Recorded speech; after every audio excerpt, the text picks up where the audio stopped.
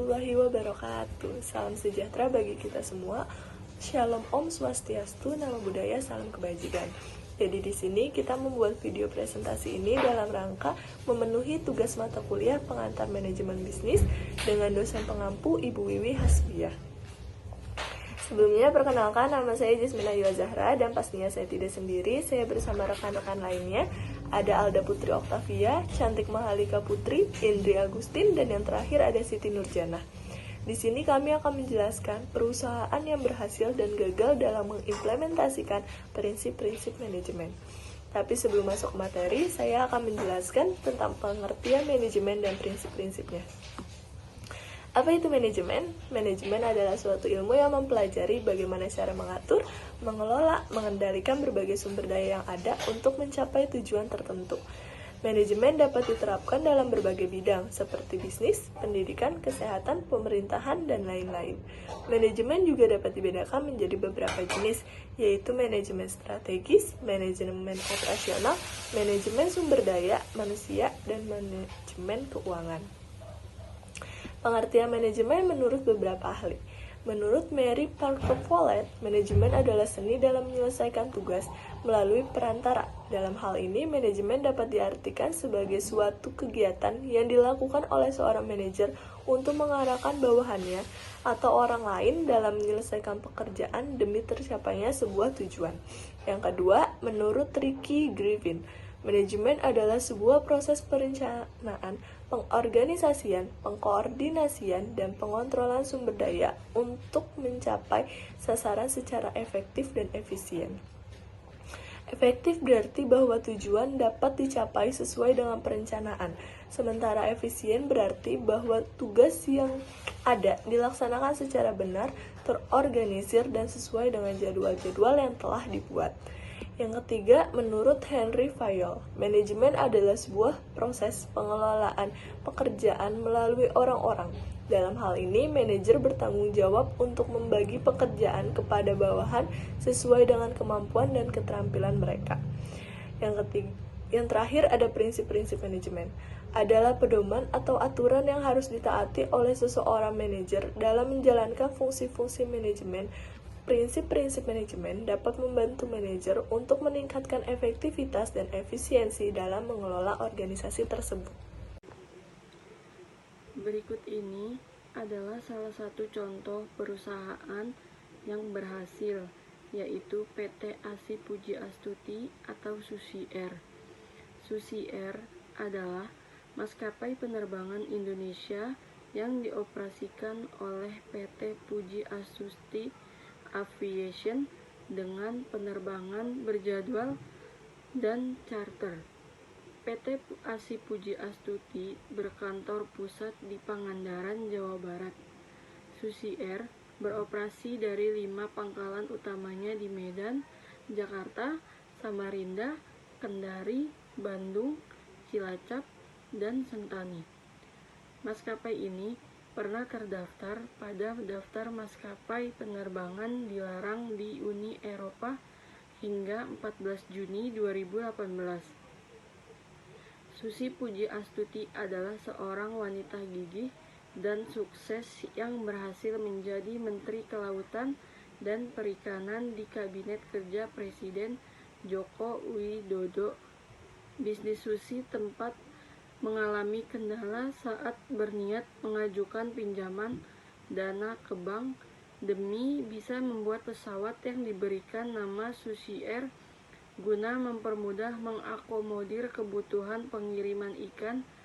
Namun di tengah musibah tsunami Aceh, Susi justru memperlihatkan ketulusannya dengan memberi bantuan pinjaman pesawat guna membantu pengiriman bala bantuan. Didirikan pada akhir 2004 oleh Susi Puji Astuti, Susi Air awalnya didirikan untuk mengantarkan muatan perikanan dari perusahaan lain milik Susi, PT ASI Puji Astuti.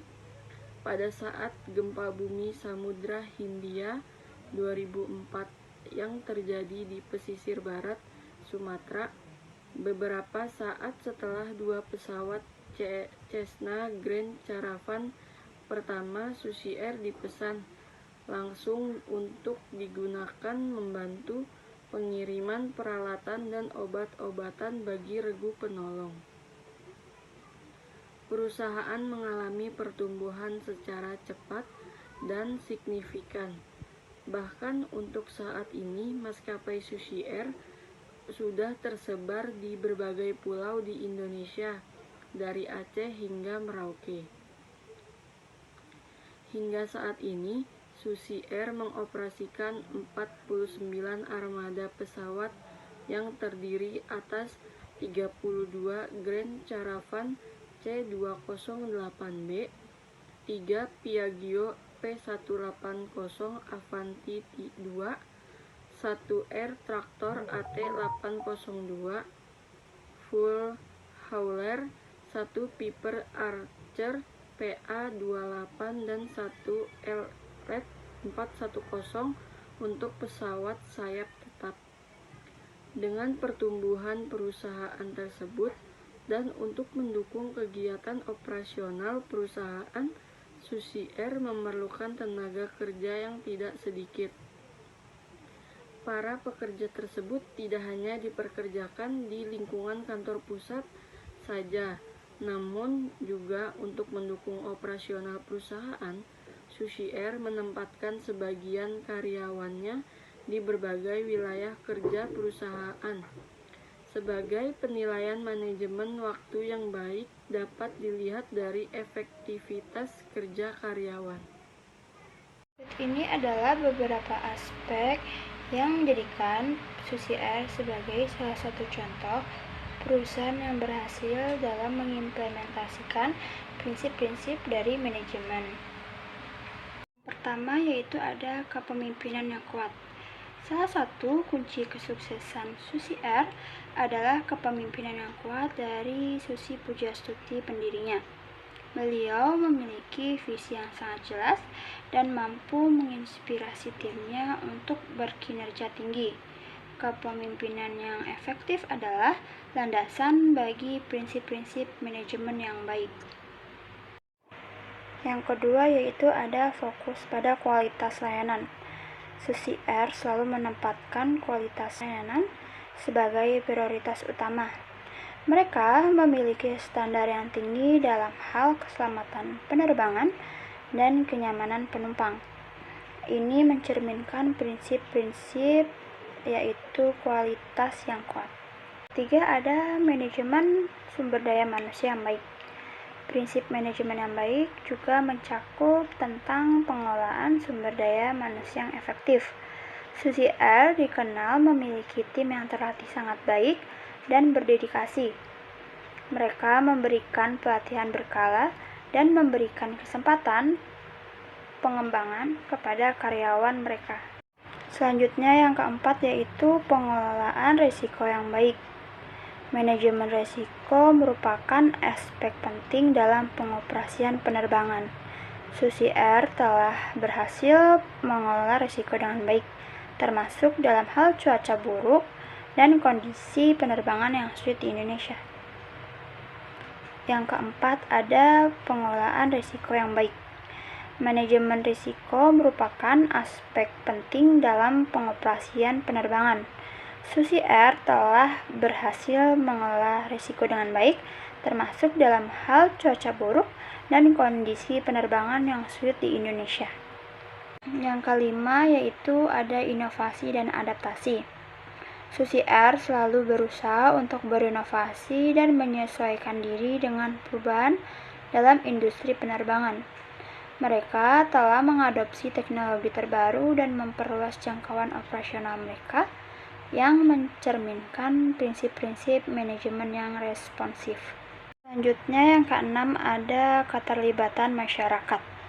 Perusahaan ini juga dikenal karena keterlibatannya dalam masalah-masalah sosial dan lingkungan di Indonesia. Mereka memberikan dukungan kepada komunitas lokal dan berkontribusi pada upaya pelestarian lingkungan. Hal ini mencerminkan prinsip manajemen yang berkelanjutan. Terakhir ada kepatuhan hukum. Susi Air selalu mematuhi peraturan dan hukum penerbangan yang berlaku. Mereka menjalankan operasional mereka sesuai dengan standar hukum dan etika, yang merupakan prinsip manajemen yang sangat penting. Jadi berdasarkan apa yang sudah saya sampaikan tadi, kita dapat mengambil kesimpulan bahwa Susi Air adalah contoh perusahaan yang berhasil mengimplementasikan prinsip-prinsip manajemen dengan sangat baik. Mereka memiliki kepemimpinan yang kuat, fokus pada kualitas layanan, manajemen sumber daya manusia yang sangat baik, pengelolaan risiko yang efektif, inovasi dan adaptasi, keterlibatan masyarakat, dan kepatuhan hukum. Semua ini berkontribusi pada keberhasilan dan reputasi perusahaan ini dalam industri penerbangan di Indonesia.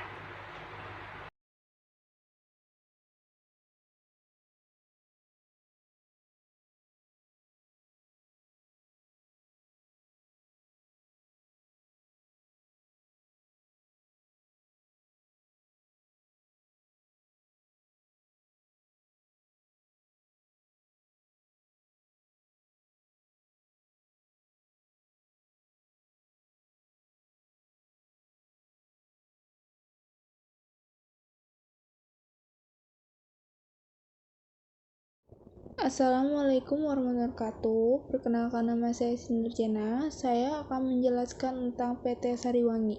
Sariwangi merupakan perusahaan pengolahan teh ternama dan cukup tua di Indonesia.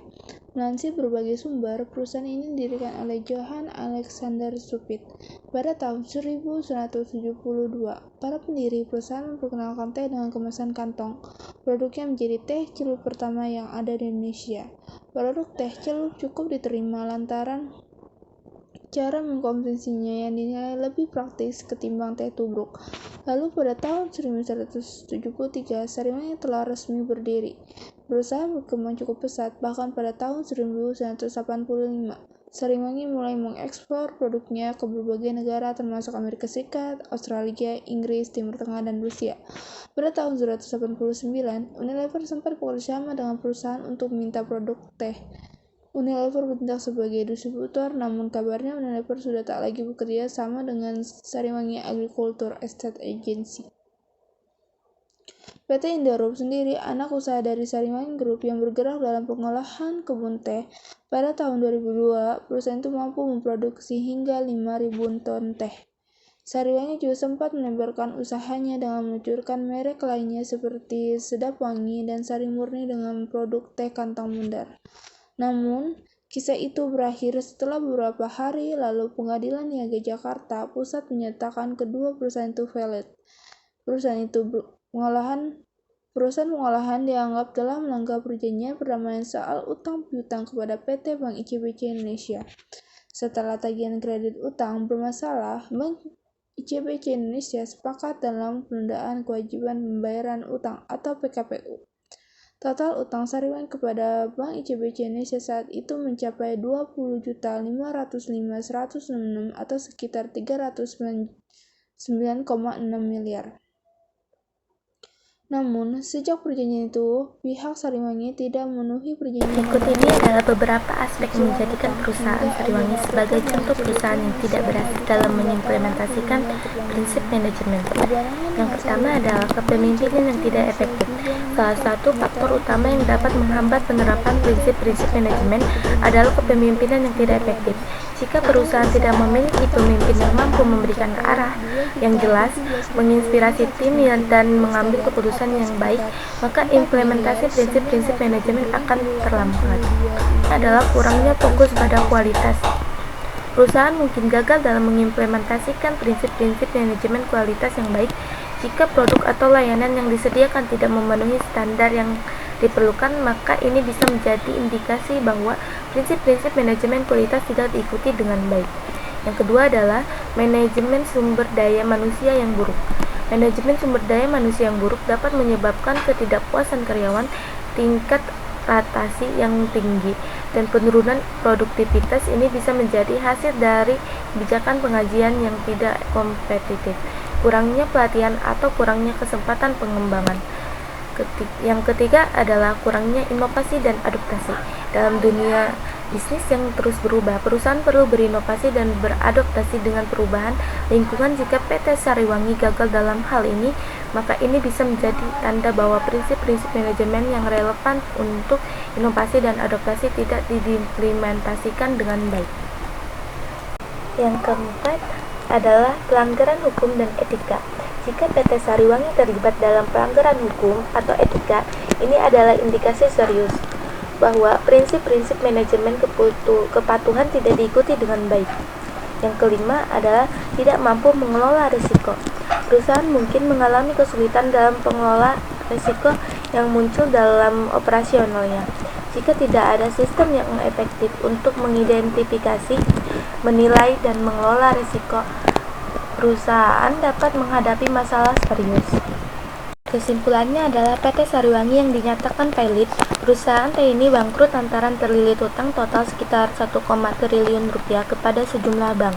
Perusahaan tersebut tak bisa bayar hutang karena gagal saat investasi untuk meningkatkan produksi perkebunan. Jadi, kesimpulannya adalah PT Sariwangi gagal dikarenakan mereka tidak berhasil mengimplementasikan fungsi manajemen controlling atau pengendalian. Dalam hal ini pengendalian keuangan. PT Sariwangi terlilit hutang yang cukup tinggi hingga gagal membayar, membuat mereka dinyatakan failit oleh pengadilan. Selanjutnya ada Merpati Airlines. Didirikan pada tahun 1162 dan memiliki pusat operasi di Jakarta. Maskapai ini merupakan perusahaan milik negara yang 96% sahamnya dimiliki oleh pemerintah. Merpati Airlines menerbangi rute perintis di Papua, Ambon, dan Kupang, termasuk penerbangan berjadwal domestik ke Sulawesi, Bali, Lombok, dan Kupang. BUMN ini juga memiliki penerbangan berjadwal internasional, yakni ke wilayah timur dari Bandara Internasional Soekarno-Hatta. Merpati Airlines juga telah menerbangi rute internasional seperti Los Angeles, Darwin, Cairns, Perth, Sydney, Melbourne, Kuala Lumpur, Singapura, Davao, dan Christmas Island. Setelah dinyatakan failit, kesehatan perusahaan mulai terguncang pada tahun 2008. Saat itu, perusahaan rugi dan utangnya mencapai 2,8 triliun. Sementara aset yang dimilikinya hanya sekitar 990 miliar. Ekuitasnya pun minus 1,84 triliun. Kala itu, kerugian Merpati tembus 641 miliar. Pemerintah pun memutuskan untuk memasukkan perusahaan tersebut dalam program restrukturisasi PT Perusahaan Pengelola Aset atau PPA. PPA masuk dengan suntikan dana awal sebesar 300 miliar. Pada tahun 2012, Merpati Airlines digugat oleh 1.000 karyawan karena perselisihan memutuskan hubungan kerja atau PHK. 2 tahun setelahnya, kondisi keuangan perusahaan kian buruk hingga resmi berhenti terbang. Kala itu, utang mencapai 7,29 triliun. Pada tahun 2016, Merpati Airlines digugat dalam kasus permohonan failit pada tahun yang sama. Maskapai tersebut kembali gugat dalam kasus penundaan kewajiban pembayaran utang atau PKPU oleh PT Partita Titian Nusantara. Setahun kemudian, beban utang kreditur naik menjadi 10,72 triliun. Kemudian ekuitasnya minus 9,51 triliun. Pada Juni 2017, Merpati Airlines kemudian digugat oleh PT Pariwa Catering, sebuah penyedia makanan yang masuk kebutuhan penumpang maskapai. Masuki 2018, Merpati Airlines setelah mendapat angin segar, Direktur Utama Merpati Airlines Asep K. Eka Yunogara H. menyatakan perusahaan siap terbang lagi pada tahun 2019. PT Intra Asia Corpora disebut menjadi salah satu investor menyuntikkan dana segar 5,4 triliun. Pengadilan Negeri Surabaya pun mengabulkan permintaan damai dari Merpati Airlines. Seiring berjalannya waktu, kondisi perusahaan ternyata tak kunjung membaik hingga akhirnya PN Surabaya pun menyatakan perusahaan valid pada tahun 2022 lalu. Sekian presentasi saya dan teman-teman saya. Kurang lebihnya mohon maaf. Wassalamualaikum warahmatullahi wabarakatuh.